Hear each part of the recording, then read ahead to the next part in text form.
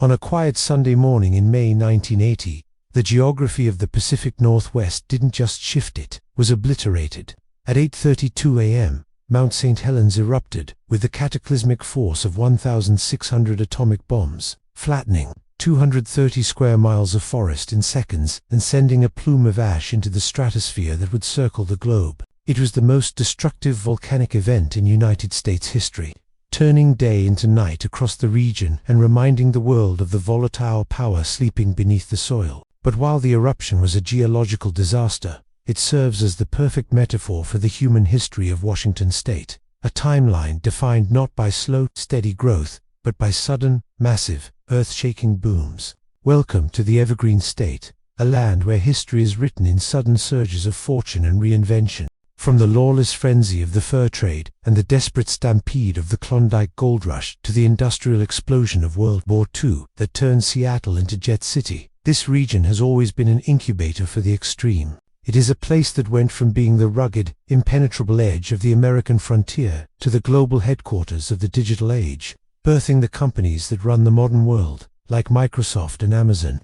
To understand this state is to understand a history of radical transformation, where fire, rain, and ambition collide to create an economic superpower. However, before we can track the gold miners and the software engineers, we have to understand the stage upon which this drama played out.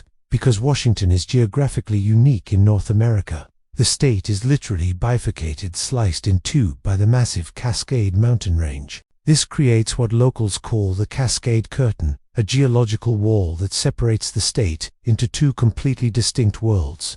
On the west side, you have the famous rain shadow, a temperate, moss-draped landscape of saltwater fjords and massive cedar forests that feels almost prehistoric.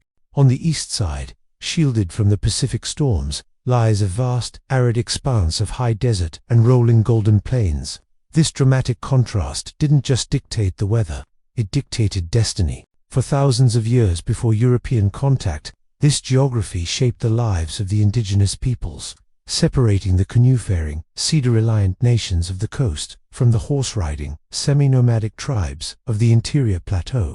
It created a complex web of trade and culture that existed long before the first tall ships appeared on the horizon. Today, we are going to trace how these two disparate worlds were stitched together by iron rails, hydroelectric dams, and fiber-optic cables to form one of the most influential states in the Union. This is the untold history of Washington state. To understand Washington, you must first understand the geological violence that formed it. This is a land sculpted by fire and ice. Millions of years ago, the collision of tectonic plates buckled the earth, pushing up the Cascade mountain range. These peaks created a formidable wall that would dictate the destiny of everything that followed. The mountains trapped the moisture from the Pacific Ocean on the western slopes, creating temperate rainforests, while casting a massive rain shadow to the east, leaving behind an arid, sun-baked high desert. Long before the pyramids were built in Egypt, complex civilizations were thriving in these two distinct environments. West of the Cascades, the Coastal Salish, Makah, and Chinook peoples developed a culture of immense abundance. They did not need to farm. The land provided everything. The western red cedar was the cornerstone of their existence, used to build massive longhouses and ocean-going canoes capable of hunting whales. The rivers teemed with salmon, a resource so plentiful it allowed for the development of intricate art, rigid social hierarchies, and the famous potlatch ceremonies, feasts where wealth was redistributed to demonstrate status. Meanwhile, east of the Cascades, the plateau tribes, such as the Yakima Spokane and Nez Perce, lived a life defined by mobility and the seasons. In the harsh winters, they sheltered in pit houses. In the summers, they followed the food sources. They gathered camas roots in the meadows and fished the great falls of the Columbia River, specifically Cellulo Falls, which served as the Wall Street of prehistoric North America, massive trade hub where tribes from hundreds of miles away met to barter. When the horse was introduced in the 1700s, the plateau culture transformed, allowing them to travel vast distances to hunt bison and dominate the interior plains, creating a powerful, mounted society long before European contact. By the late 18th century, the Pacific Northwest remained one of the last blank spots on European maps. The Spanish, British, Russian, and American empires were all desperate to find the mythical Northwest Passage, a water route that would connect the Atlantic to the Pacific. The coast of Washington, shrouded in eternal fog and guarded by jagged sea stacks, was treacherous. The Spanish explorer Bruno de Heceta was the first European to spot the coast in 1775, but he failed to find the great river that local legends spoke of. The true turning point came in 1792, a year of intense rivalry. George Vancouver, a British captain, meticulously mapped the complex waterways of Puget Sound, naming mountains after his friends Makah, St. Helens. He claimed the inland waters for Great Britain. However, just weeks earlier, an American fur trader named Robert Gray achieved what others could not. He navigated the dangerous, shifting sandbars of the graveyard of the Pacific, and sailed his ship, the Columbia Viva, into the mouth of the massive river that now bears his ship's name, the Columbia. This discovery gave the young United States a legitimate claim to the region. But claims on a map meant little without boots on the ground. In 1805, the Lewis and Clark expedition, ragged and starving after trekking across the continent, finally floated down the Snake and Columbia rivers. When they reached the Pacific Ocean near present-day Long Beach, Washington, it marked the end of their journey and the beginning of the American occupation. They spent a miserable, rain-soaked winter at Fort Clatsop, proving that the continent could be crossed, and opening the floodgates for the commercial interests that were hot on their heels. For the first half of the 19th century, Washington was not ruled by presidents or kings, but by a corporation. The British-owned Hudson's Bay Company, HBC, held an iron grip on the economy of the Pacific Northwest. Their goal was simple: extract the soft gold of the region beaver, and sea otter pelts to fuel the fashion crazes of London and Paris. To do this, they established a network of trading posts, with Fort Vancouver located across the river from modern-day Portland, serving as the capital of this commercial empire. Presiding over this domain was Dr. John McLaughlin, known as the White-Headed Eagle. He was the chief factor of the Columbia District, and his word was law. Fort Vancouver was a cosmopolitan hub of activity, where French-Canadian voyageurs, Scottish managers, Iroquois scouts, and Hawaiian Kanaka laborers worked side by side with local Native Americans. It was a self-sustaining factory in the wilderness, boasting sawmills, dairies, and vast agricultural fields. The HBC actively discouraged American settlement, wanting to keep the forests wild for the beaver population. However, the fur trade brought devastating consequences. Along with trade goods like blankets, guns, and metal tools, the Europeans brought invisible killers, smallpox, measles, and influenza. Because the indigenous populations had no immunity, the results were apocalyptic. Entire villages along the Columbia River were wiped out in mere weeks. It is estimated that in some areas, over 80% of the native population died before widespread white settlement even began. This demographic collapse destabilized the region's power structures and unintentionally cleared the way for the waves of American settlers who were about to arrive, looking for land, not furs.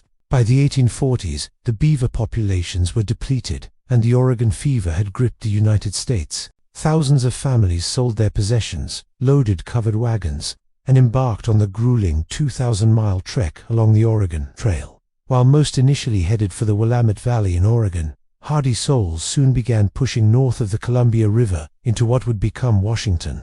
They were drawn by reports of the fertile soil in the Puget Sound lowlands and the open grazing lands of the Palaos. This era was defined by extreme hardship and the clash of cultures. One of the most pivotal and tragic moments occurred at the Waialapu Mission near present-day Walla Walla. Missionaries Marcus and Narcissa Whitman had established a mission to convert the Cayuse people. However, when a measles outbreak struck in 1847, killing half the Cayuse tribe while the white settlers survived, tensions boiled over. Accusing Whitman of poisoning them, the Cayuse attacked, killing the Whitmans and 11 others. This event, known as the Whitman Massacre, shocked the nation and triggered the Cayuse War, marking the end of the peaceful coexistence era. Despite the violence, settlement accelerated. In 1851, the Denny Party, a group of Midwestern pioneers, landed at Alki Point in pouring rain.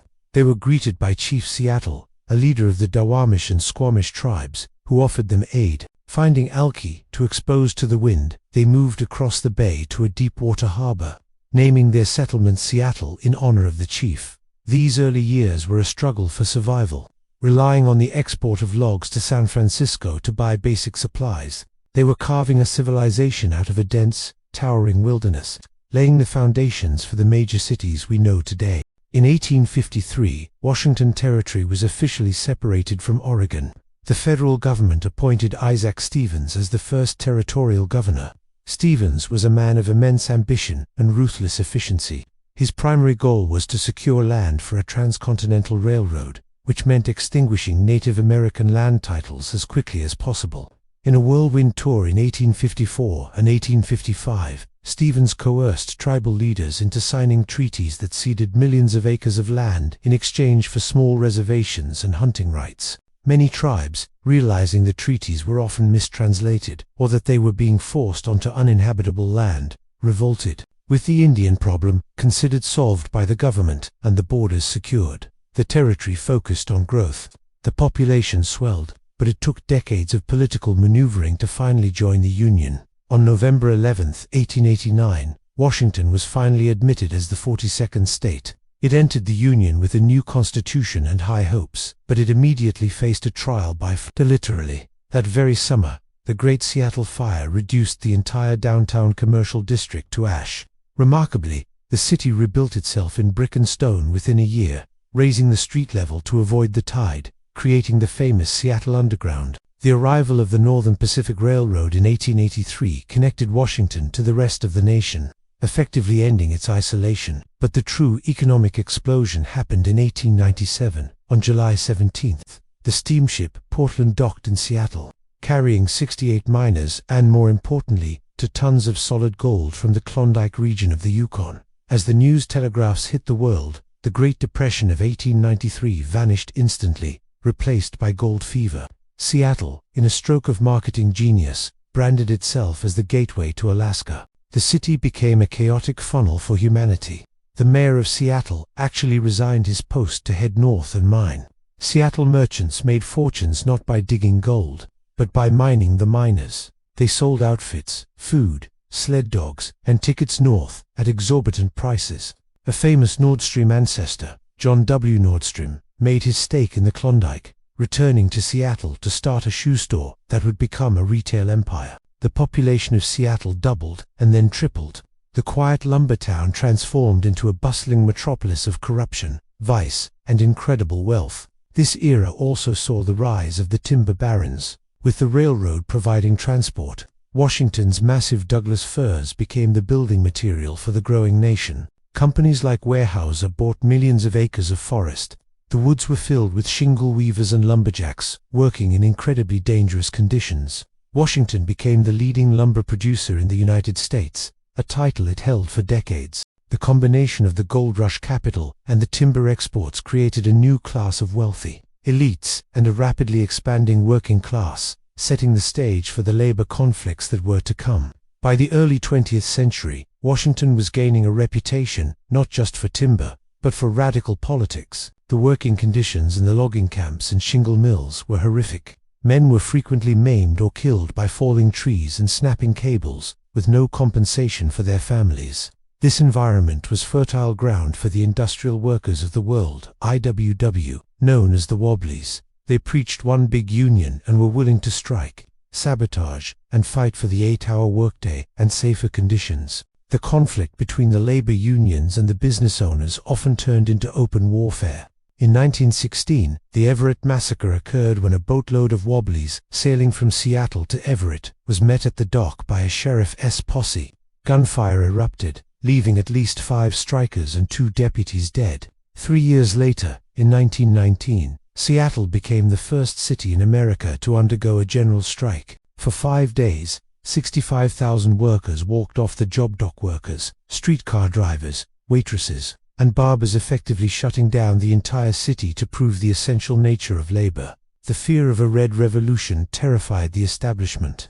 The climax of this violence was the Centralia tragedy of 1919, where a clash between the American Legion and the IWW during an Armistice Day parade resulted in deaths on both sides and the brutal lynching of Wobbly Wesley Everest. These events earned Washington the nickname the Soviet of Washington in the national press. While the radical movements were eventually crushed by federal crackdowns and the prosperity of the 1920s, this era established a strong tradition of unionism and progressive politics that remains a defining characteristic characteristic of Washington's political landscape today.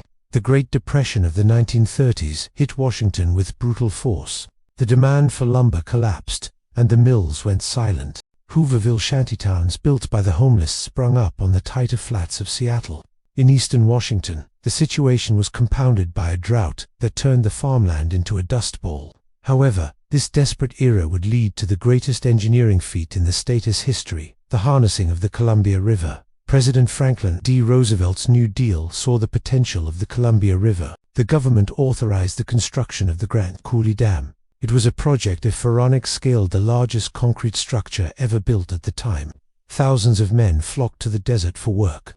Folk singer Woody Guthrie was even hired by the Bonneville Power Administration to write songs promoting the dams, penning classics like Roll On, Columbia. The dam had two purposes: to pump water up to the dry Grand Coulee, to irrigate the farmland, and to generate massive amounts of hydroelectric power.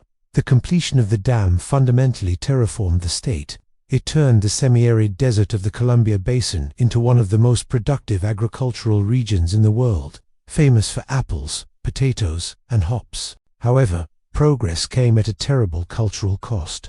The dam lacked fish ladders, permanently blocking the salmon from reaching the upper Columbia.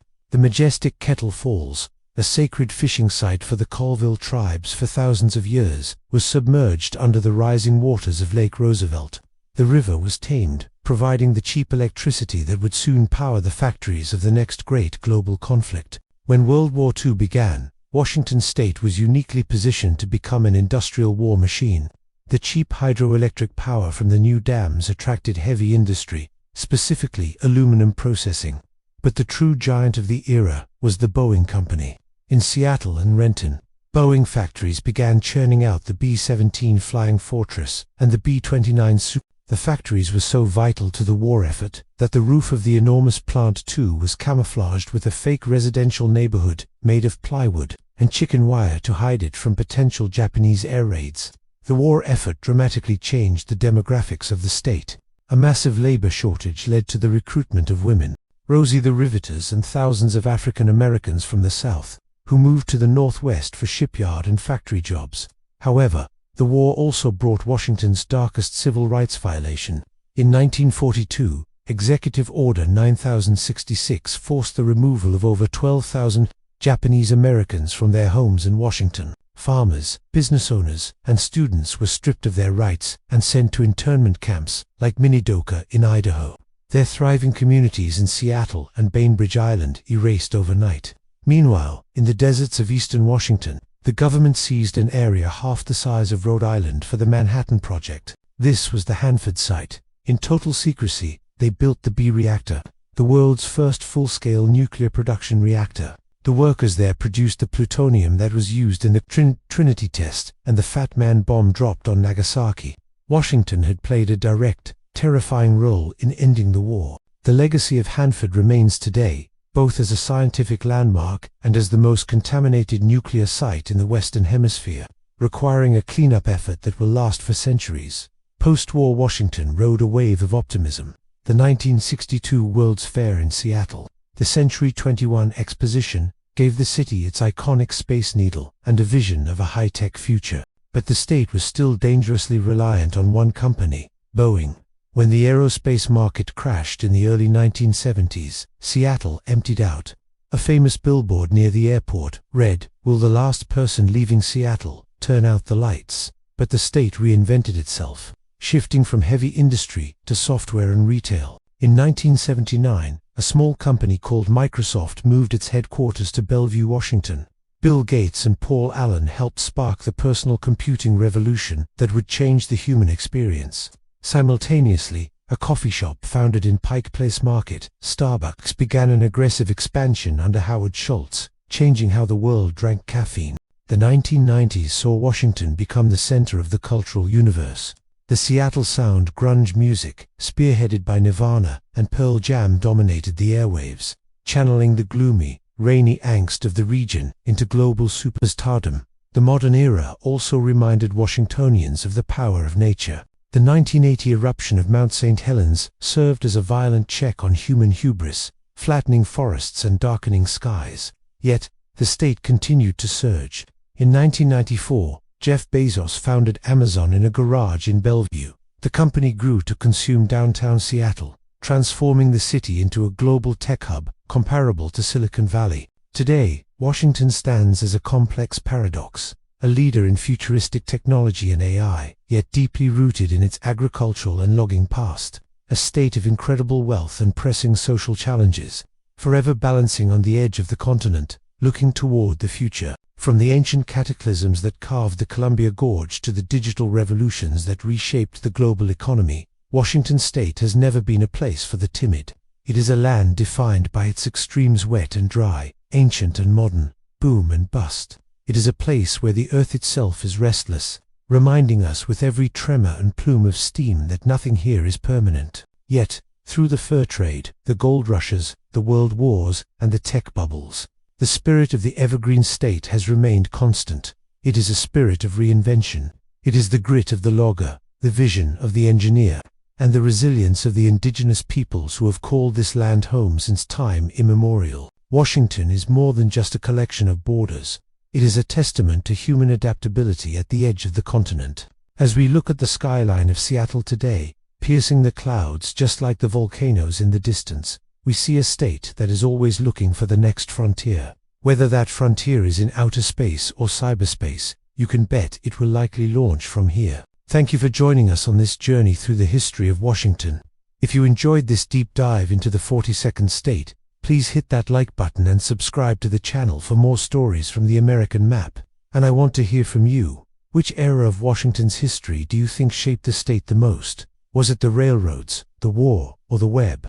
Let me know in the comments below. Until next time, keep exploring.